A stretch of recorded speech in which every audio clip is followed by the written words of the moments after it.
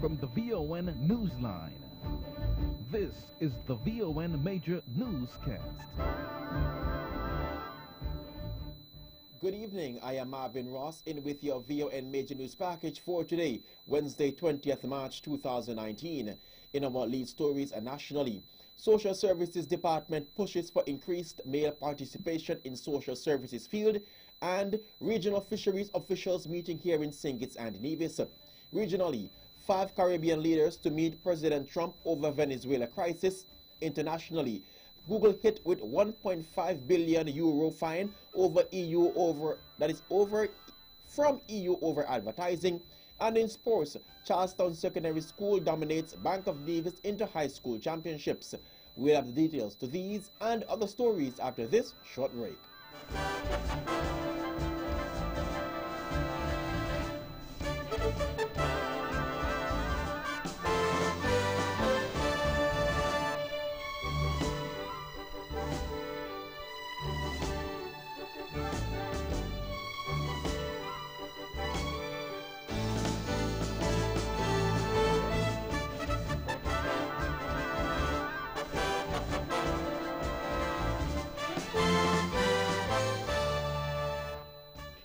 Another look. Different from how you've seen it before. Another look. Takes an in-depth look into business, politics, science, technology, religion, and more. Another look. Featuring documentaries from the BBC, regional features, and local ones too. Another look. Every Monday at 3 p.m. on the Eastern Caribbean's powerhouse, VON.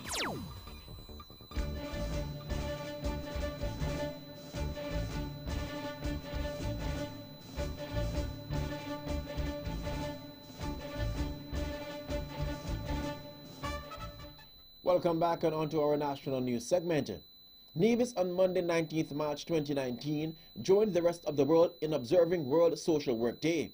The theme for the observance was promoting the importance of human relationships, with the Social Services Department's sub-theme, increase male participation. Director at the Department of Social Services, Sandra Morton, noted that this has been the department's mandate over the years.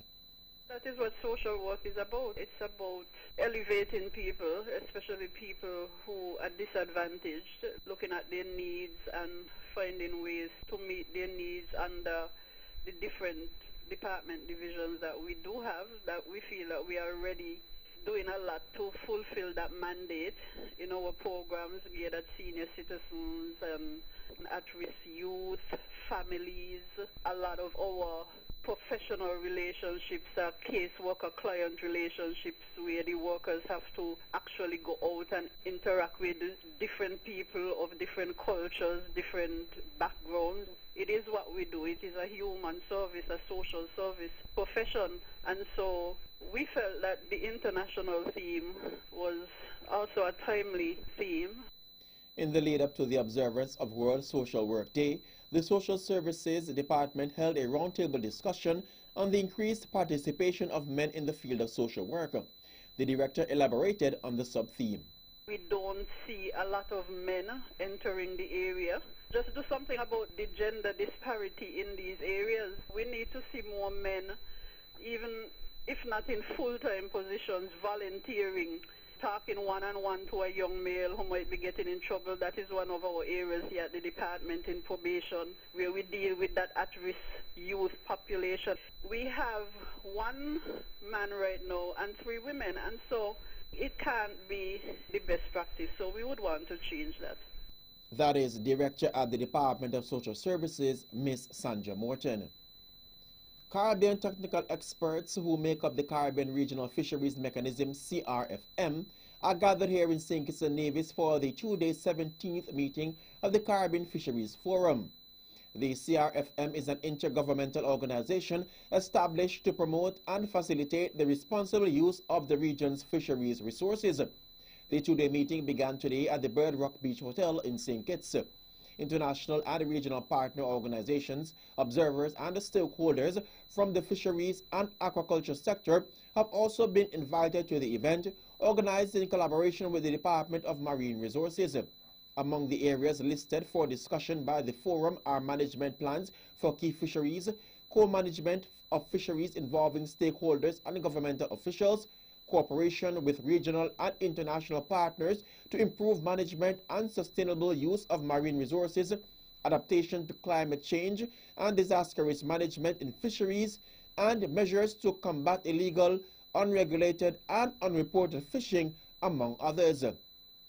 Participants will receive an update on the progress of programs, projects, and activities being undertaken by the CRFM and prepare recommendations to be presented to the CRFM's Ministerial Council when it meets in May 2019 in St. Kitts and Nevis. Director of St. Kitts and Nevis Department of Marine Resources, Mr. Mark Williams, will represent St. Kitts and Nevis and is expected to serve as chairman of the forum at the meeting. 53 of the 100 workers who lost their jobs when Lutheran Lime-Eagle Limited in St. Kitts closed its operations in March 1st, 2019, are now employed at Jaro Electronics. Jaro Electronics, located at C.A. Paul Saltwell Industrial Park in St. Kitts, manufactures and exports transformers and related products of the highest quality to consumers in North America, Europe, and Asia. Senior Minister and Minister of Labour, the Honourable Vance Amory, said that as part of the transition process for the affected workers, the government, through the Department of Labour and the Department of Social Services, will continue to offer assistance in the area of training. In addition to our discussions here with the two reps from the social services with our person and going to assist, the government itself also volunteered to provide training or retraining for persons who wanted to go into other areas. Now, we had requests for persons who wanted to do childcare, persons who wanted to go into education, persons who wanted to go into the hospitality industry, tourism industry.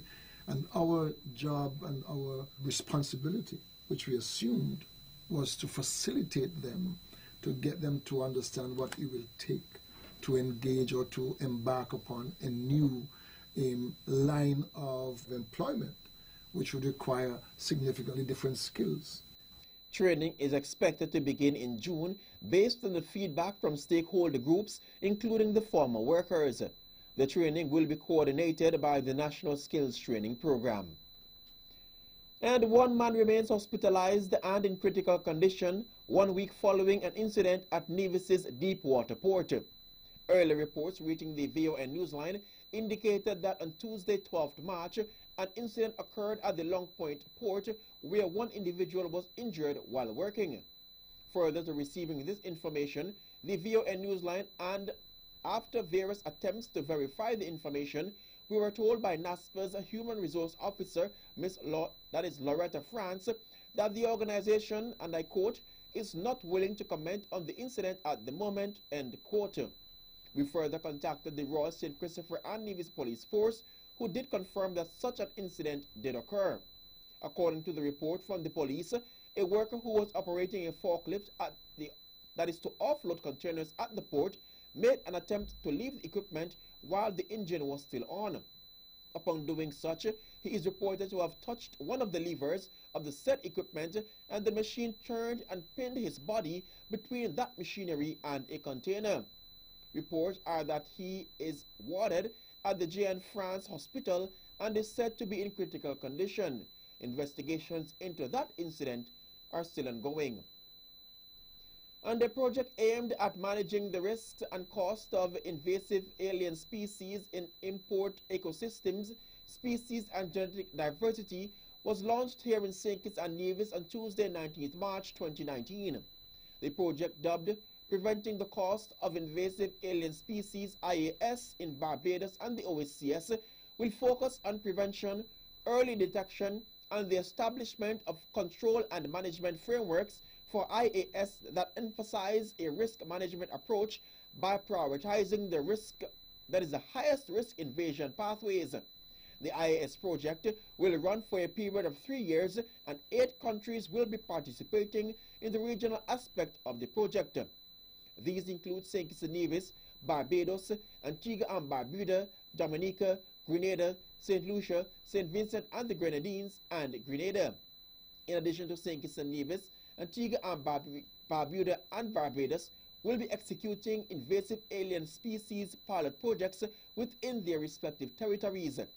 United Nations UN Environment is the implementation agency, while the Center for Agriculture and Bioscience International, CABI, serves as the regional executing agency. The local executing agency will be the Department of Agriculture in collaboration with the Department of Environment. And construction work is taking place to expand the kitchen at Nevis's Flamboyant Nursing Home. Junior Minister of Health, the Honorable Hazel Randy Williams, visited the site last Thursday, March 14th. She was also accompanied by Acting Permanent Secretary in the Ministry of Health, Ms. Shelissa Martin Clark, Hospital Administrator, Mr. Gary Pemberton, and contractor, Mr. Egbert Clark. She said that while the main kitchen at the Alexandra Hospital will receive some extensive renovation, they needed to expand the kitchen at the Flamboyant Nursing Home in order to take over most of the work from the main kitchen when the project would start. Meantime, contractor for the project, Mr. Egbert Clark, indicated that the project is well on its way and on time. Mrs. Brandy Williams expressed her satisfaction with regards to the project, that is to the progress of the project so far, and said she looks forward to the completion. And finally, in our national news segment, Japan's ambassador designate to the Federation of St. Kitts and Nevis, His Excellency Tasu Horayama, paid a courtesy call on Prime Minister Dr. The Honorable Timothy Harris on Tuesday, 19th March, that is on Tuesday, 19th March, at his office at government headquarters. They also discussed, in short, the outlook for advancing the relationship between both countries.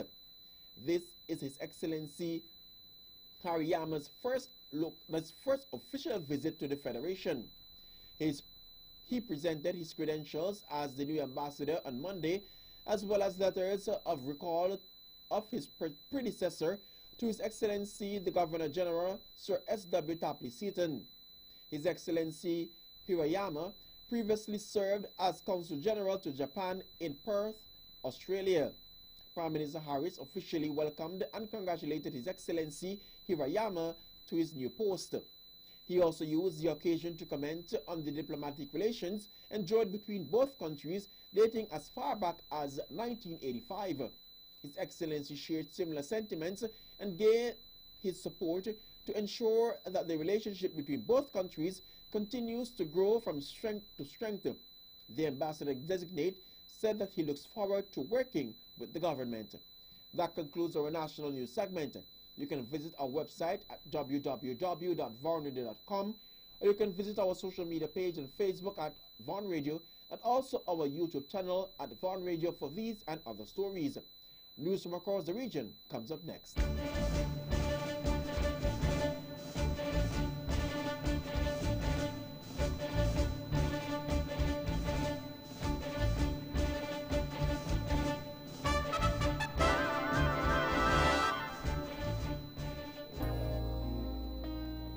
Ladies and gentlemen, this here's another one for the steppers. Swipe to win big in 2019.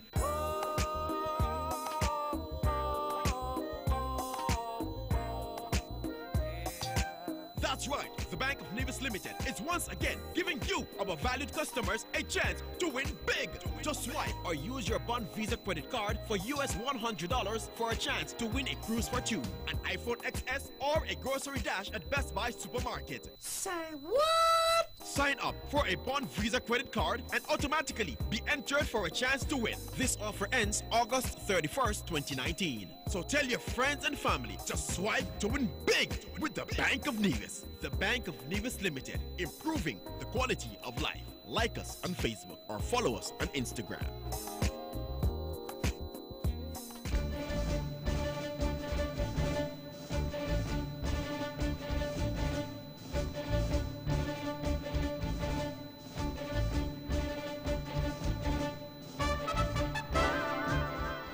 Welcome back and on to our regional news segment. The leaders of Jamaica, the Bahamas, Dominican Republic, Haiti, and St. Lucia will meet with President Donald Trump on Friday in an effort to strengthen cooperation on security and trade issues. According to a release from the White House, The meeting will be held at Mar-a-Lago, the president's Florida resort.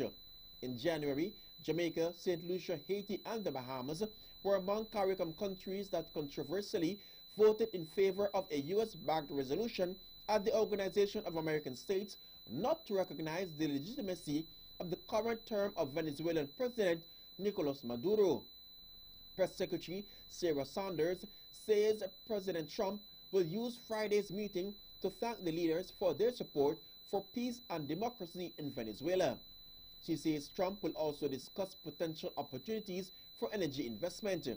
She says the United States remains a good friend of the Caribbean and seeks to build on a proud legacy as the region's partner of choice. In news out of Jamaica, against the background of the political crisis in Venezuela, the Jamaican government has decided to close its embassy there for now. Minister of Foreign Affairs and Foreign Trade, Kamina Johnson-Smith, said in a statement this morning that the embassy in Caracas will close its door temporarily on April 1st. During the period of that closure, the foreign minister explained the management of Jamaica's relations with Venezuela will be undertaken from the ministry's headquarters in Kingston. Johnson-Smith added that over the past 2 years, her ministry has been reviewing its resident diplomatic presence overseas due to the ever-changing global environment and the emergence of new patterns of trade and investment, as well as technical and economic cooperation. She added that later this year, there will be further announcements regarding Jamaica's diplomatic representation overseas, including openings where we believe our presence could be mutually beneficial to us and our host country, end quote. Venezuela's opposition leader, Juan Guaido, who declared himself interim leader last month, continues to be supported by the United States and other Western nations in his attempts to force President Nicolas Maduro from office. And in news out of Guyana, the Guyana Elections Commission, GECOM, says it cannot be ready to hold the polls before November, 8 months later than required by the Constitution following the no-confidence motion passed against the government. The opposition leader, Bara Jagdeo, whose People's Progressive Party, PPP, had insisted elections should have been held by March 19th, in keeping with the 90-day deadline set out by the Constitution following the successful no-confidence motion on December 21st last year, says that's not good enough. In a letter to President David Granger yesterday, the GECOM chairman, retired Justice James Patterson, said the commission would not be in a position to conduct general and regional elections before late November. Granger, whose coalition government is appealing a High Court ruling that the no-confidence motion was valid and elections should therefore be held, had previously written to Patterson asking him to indicate when GECOM could be ready to hold the polls and what it would need. In his correspondence on Tuesday, the GECOM chairman said Guyana $3.5 billion or US $16.7 million was required to hold credible elections. And finally, in our regional news segment out of the USVI, the Senate Finance Committee on Tuesday voted unanimously to subpoena prime recovery contractor AECOM after company representatives failed to show at a hearing meant to shed light on the persistent problem of delayed contractor payments to the FEMA-funded roof repair program. Committee Chairwoman Senator Donna Fret Gregory did not hide her displeasure at the company's absence, moving for the subpoena that requires AECOM representatives to appear on April 2nd or at another time set by the Finance Committee. Representatives from AECOM, which holds a $150 billion contract for the roof repair program, were not present at Tuesday's hearing.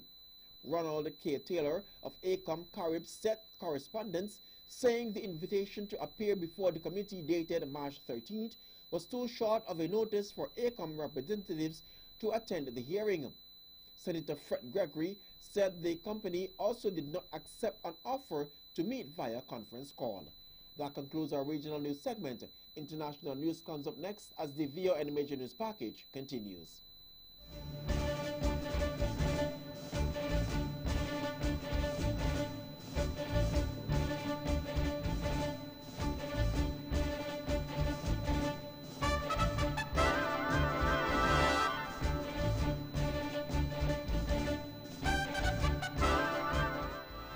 Welcome back and on to our international news segment. Google has been hit with a €1.49 billion fine from the EU for blocking rival online search advertisers. It is a third EU fine for the search and advertising giant in 2 years. The case accuses Google of abusing its market dominance by restricting third-party rivals from displaying search ads between 2006 and 2016. The EU Competition Commissioner, Margaret Vestager, explains. These restrictive clauses, well, they led to a vicious circle. Google's rivals, they were unable to grow and to compete. And as a result of that, well, owners of websites had limited options for selling advertising space on those websites and were forced solely to rely on Google. And the gunmen have attacked a convoy of trucks carrying uranium fuel to a nuclear power plant near the Brazilian city of Rio de Janeiro, police say. The convoy came under attack as it drove a post that is past a community controlled by drug traffickers in Angra dos Reis, a tourist city 145 kilometers from Rio. Police escorting the convoy responded and the shootout followed. No one was injured or detained. And a man accidentally shot himself after he threw his gun at a cockroach in an attempt to squash the insect, police say. The unnamed 50-year-old man told police in Detroit, Michigan that he tried to kill the bug on Tuesday morning by throwing a shoe at it, only for a revolver hidden inside it go off and sent a bullet flying in his direction. After throwing his sneaker at the cockroach, the man's gun fell out and fired, striking him in the foot. Police said the man threw his shoe at the cockroach, which contained his gun, and ended up shooting himself. According to metro.co.uk, authorities said the man was taken to a local hospital and is in stable condition following the incident. It is unclear whether he ended up successfully squishing the cockroach or not. Detroit Police Department says it has not been able to confirm the man's version of events. And finally, in our international news segment, U.S. airstrikes have been killing civilians in Somalia in a possible violation of international humanitarian law, Amnesty International says. The rights group said it had recorded 14 civilian deaths in 5 recent airstrikes on territory held by jihadist al-Shabaab militants. The U.S. has stepped up its air war in Somalia, carrying out 110 strikes in the past 2 years. It says the strikes killed more than 800 people, none of them civilians. According to the U.S. military, its drones and manned aircrafts carried out 47 airstrikes in Somalia in 2018. They have already conducted more than half of that number of strikes in the first 3 months of 2019. And that concludes our international news segment. The latest in sports comes up next.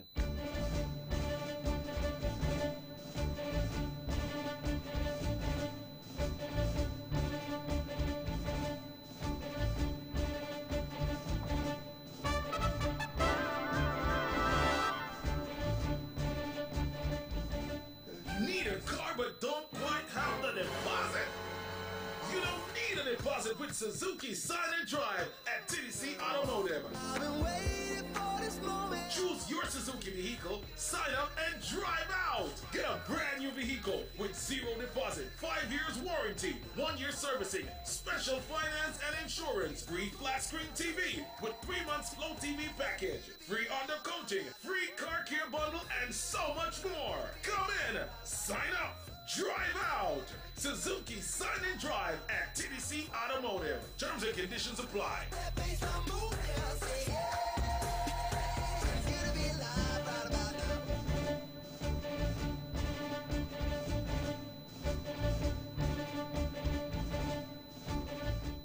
Welcome back and on to the latest in sports. The much anticipated Bank of Nevis Inter-High School Championships was held last weekend at the Mondo track. After a march through Charlestown and an opening ceremony on Friday 15th March, the 3 competing schools took to the track on Saturday 16th March and Sunday 17th March.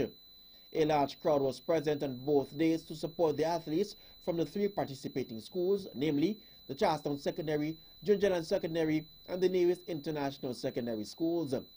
Over the 2 days, the athletes competed in such events as the javelin, shot put, high jump, long jump, 100, 200, 400, 800, 1500, 4x100, and 4x400 meter races. Charlestown Secondary was dubbed the overall champions, with Gingerland Secondary in second place and the Nevis International Secondary in third.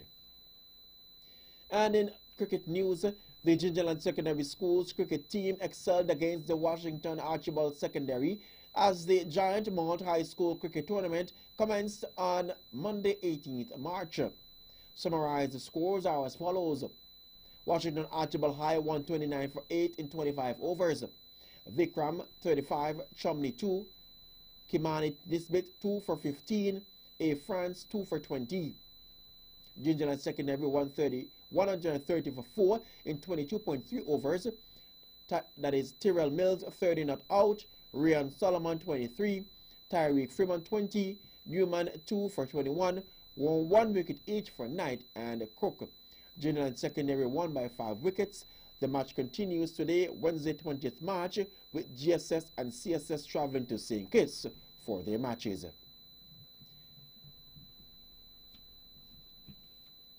And in basketball news, Houston Rockets guard James Harden has become the first player in NBA history to score at least 30 points against all 29 opponents in a single season. The reigning NBA MVP scored 31 points in all 121, that is in a 121-105 win over the Atlanta Hawks. They won, that is the 48th time in 67 games this season that he has managed at least 30 points. Harden, 29, also finished with 10 assists and 8 rebounds. Earlier this season, Harden scored 30 or more points in 32 straight games, a run ended by the Hawks in December. The run left him second on the all-time list, albeit some way short of the record of 65 consecutive games set by Wilt Chamberlain in the 1960s. Chamberlain also scored at least 30 points against every other NBA side in the same season, but against fewer teams. The NBA expanded to its current setup of 30 teams in 2004. Finally, in our sporting news segment, at least 21 athletes across 5 sports are suspended of having blood doping links to a German doctor at the center of an ongoing investigation. It comes after Austrian and German police raided an international active doping network last month. The alleged doping ring is believed to have been run out of Germany, where the unnamed doctor was arrested. No details on the names of the athletes or their specific sports were available. 1 Kazakh, 2 Austrian and 2 Estonian athletes were arrested. And that's it for sports. The latest weather comes up next.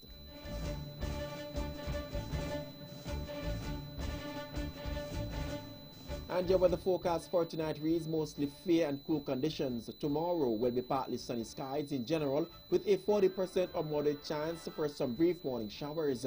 The winds are east at 15 to 28 kilometers per hour or 8 to 15 knots with higher spells overnight. Seas are 1 to 1.5 meters or 3 to 5 feet.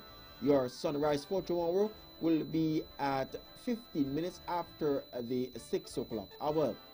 And that's how we wrap up the major news package for today, Wednesday 20th March 2019.